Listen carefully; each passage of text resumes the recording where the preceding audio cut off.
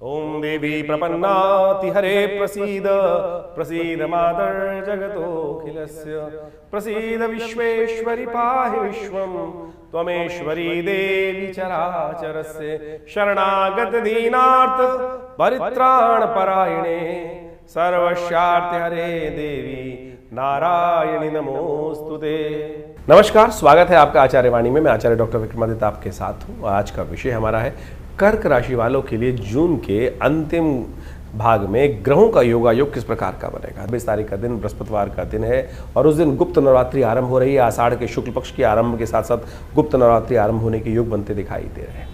गज की स्त्री योग आपकी राशि में विद्यमान है और ऐसे में थोड़ा अध्यात्म का सहारा लेने का प्रयास करें।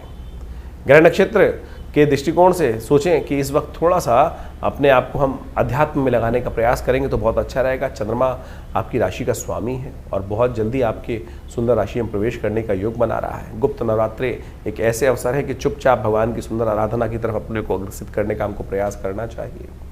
चैत्र के बैसाख जो नवरात्रे आते हैं और साथ साथ जो आश्विन के नवरात्र आते हैं वो खूब पंप एंड शो के साथ भगवान की आराधना करती जाती है। लेकिन गुप्त नवरात्रि गुप्त रूप से अपनी मनोकामनाओं की सिद्धि के लिए, शत्रुओं का दमन करने के लिए बड़े विशेष माने जाते हैं।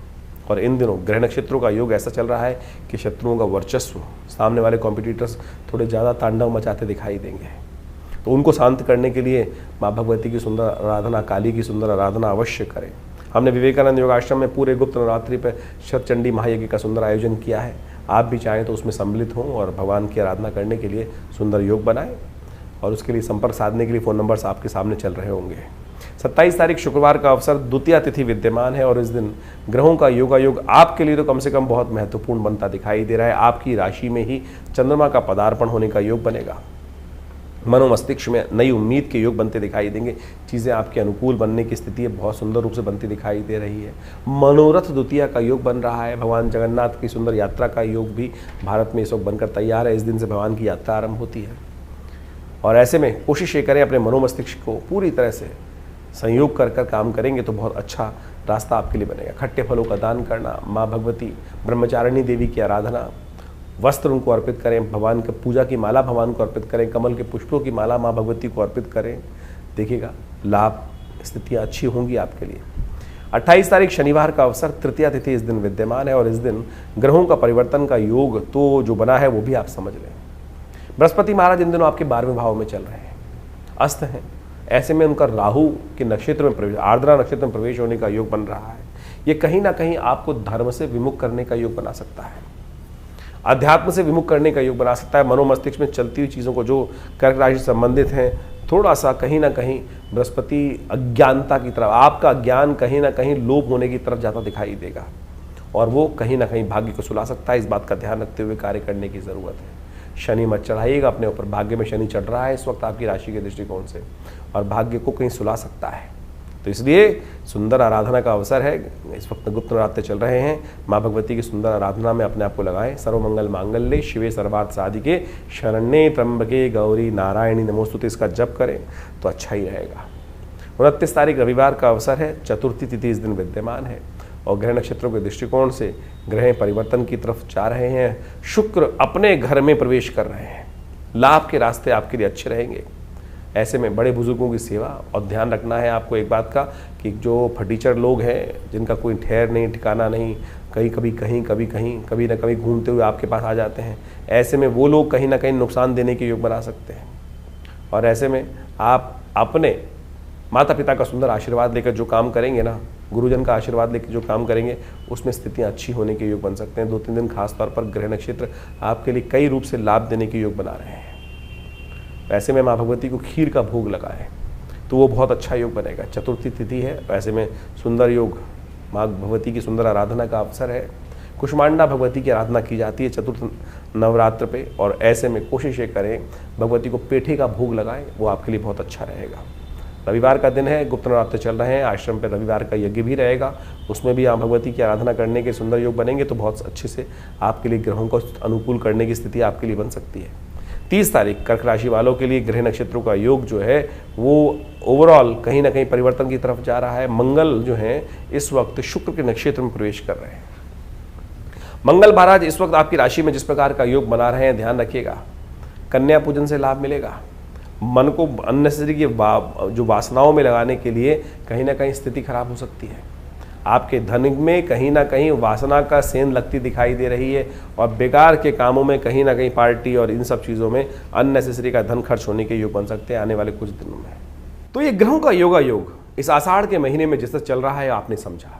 दिन पर दिन आपकी राशि के दृष्टिकोण से कैसा योग आपके लिए रहेगा, कैसे ग्रहों के अनुसार से आपको उपाय करना चाहिए, ये वास्तविक तौर पर आपकी राशि के अनुसार से आप समझ सकते हैं। आउटलाइन है केवल। देखिए वैसे तो हर व्यक्ति का भाग्य अलग अलग होता है, राशि के अनुसार से केवल आउटर पेरिफेरियल के रूप में हम समझ सकते हैं, लेकिन वो भी एक ज्योतिष का एक अद्भुत पैमाना है जिसके द्वारा हम राशि के दृष्टिकोण से चीज़ों को समझते हैं। लेकिन इस बात को हमें समझना चाहिए कि आपकी राशि साथ साथ आपकी जन्मपत्री, उनमें तारतम्य बिठाकर फिर जो प्रेडिक्शन को समझने का हम प्रयास करते हैं वो वास्तविक तौर पर आपके लिए जन्मपत्री के दृष्टिकोण से बहुत महत्वपूर्ण समझ में आता है। और ये ज्योतिष दिखाता है भविष्य के दृष्टिकोण से कि कैसा समय आपके लिए रहने वाला है। बुद्धिमान व्यक्ति वही होता है जो समय को पहचान ले, समय के अनुसार से कार्य कर ले। हजारों बार आपने समय के अनुसार से कार्य किया होगा और कई बार आपके हाथ से समय फिसल भी गया होगा क्योंकि चीज़ें आपको समझ में नहीं आई होगी।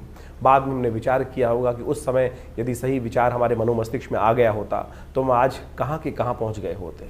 यही है बुद्धिमानी, यही ज्योतिष का नेत्र है, दिव्य नेत्र, जो सही समय पर यदि प्राप्त हो जाए तो चीज़ें आपके किस प्रकार से आपके जीवन में घटित हो सकती हैं। देखिए बड़े भाग्य मानुष तन पावा, बड़े भाग्य से मनुष्य तन प्राप्त होता है।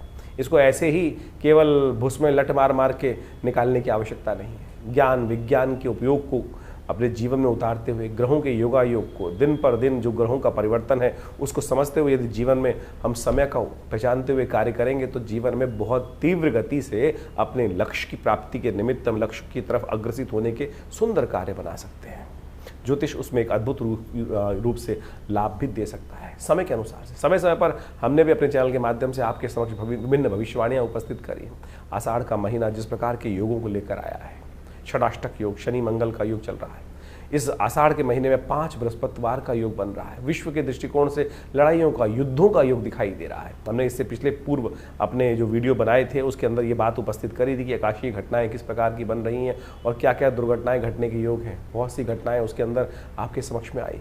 अभी भी जिस प्रकार के योग हैं, षडाष्टक योग लगातार चल रहा है। विश्व में अशांति का वातावरण बनता दिखाई दे रहा है। युद्ध की स्थिति लगातार भयावह होती दिखाई दे रही है, विश्व में चल रहा है। लोग कह रहे हैं कि ये स्थिति आगे आने वाले विश्व युद्ध की तरफ अग्रसित हो रही है। बिल्कुल सही दिखाई देता है, अभी आज जल्दी ही आपको दिखाई देगा। मुहर्रम का जो वर्ष नया मुस्लिम हिजरी संवत के अनुसार से आरंभ हुआ चाहता है, वो साफ साफ दिखा रहा है कि अभी जिस प्रकार से इस्लामिक देशों को अलग अलग छितरा छितरा हम समझते दिखाई दे रहे हैं, आगे आने वाले समय में इनके ग्रहयोग के अनुसार से सब एक होते दिखाई देंगे। और जब ये सब एक होते दिखाई देंगे तो फिर एक पुनः भयावह स्थिति विश्व के दृष्टिकोण से, एक युद्ध के दृष्टिकोण से सामने आती दिखाई देगी। तो यानी इन समस्त ग्रहों को हमें अच्छे से समझना चाहिए और उसके अनुसार से कार्य यदि जीवन में करें तो बहुत रूप से चीज़ों को सही रूप से अपने जीवन में शुभ करने के निमित्त ले जा सकते हैं। इसके साथ साथ इस दिनों ग्रहों का जो परिवर्तन का योग चला, चाहे वो मंगल, चाहे वो शुक्र, इन सब ने अपने अपने नक्षत्रों में परिवर्तन किया और कई राशियों में परिवर्तन या कई अवस्थाओं में परिवर्तन हुआ। शुक्र महाराज अपने सुंदर रूप से अपनी राशि में आ गए। मंगल वहीं इन दिनों अपने राशि के दृष्टिकोण नक्षत्र में परिवर्तित करते हुए शुक्र के नक्षत्र में ही प्रवेश कर चुके हैं। तो ऐसे में इन सब का प्रभाव जो होने वाला है, ये सब आपको हमने समय समय पर बताने का प्रयास करते हैं, आपको समझ में भी आएगा। बहुत सारे लोग हैं जो तथाकथित तौर पर कई बार हमारे मनोमस्तिष्क में विडंबनाएं उत्पन्न करने का प्रयास करते हैं। हमारे ज्ञान पर भी कई बार लोग प्रश्न उपस्थित करने का प्रयास करते हैं। आपने जो कार्य जीवन में किया है उस पर भी आपके आसपास के लोग कई बार प्रश्न चिन्ह खड़ा कर देते हैं। उनके चक्करों में न फंसे।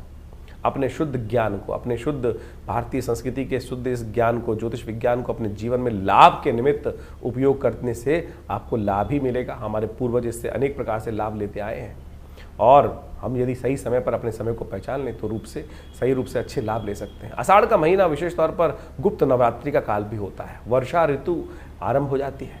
ऐसे में वर्षा ऋतु के अनुसार से कभी आकाश में बादल छा जाते हैं और कभी सूर्य निकल कर सामने आ जाता है। तो ऐसे में कई बार जीवन में ग्रहों जो स्थिति होती है ऐसी होती है, कभी बहुत बढ़िया से चल रहा है और कभी कभी ऐसा दिखाई देता है कि असमंजस की स्थिति हो जाती है। ऐसे में गुरु पूर्णिमा का पदार्पण होता है आषाढ़ के महीने में।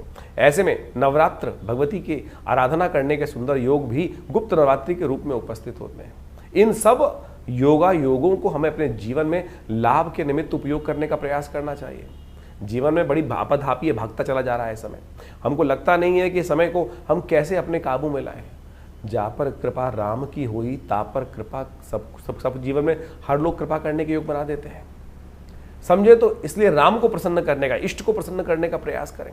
तो जैसे भी ये न के न प्रकारेण जो भारतीय संस्कृति में योगा योग का योग बनता है, जिस प्रकार से शुभ योग बनते हैं, उसमें हमारे ऋषि मुनियों ने हमें कहा है कि सुंदर रूप से परमात्मा की आराधना करने के लिए, अग्रसित होने के लिए हम बहाना बना लेते हैं। तो ये बहाना नहीं है, ये अपने आप को साधने का तरीका है।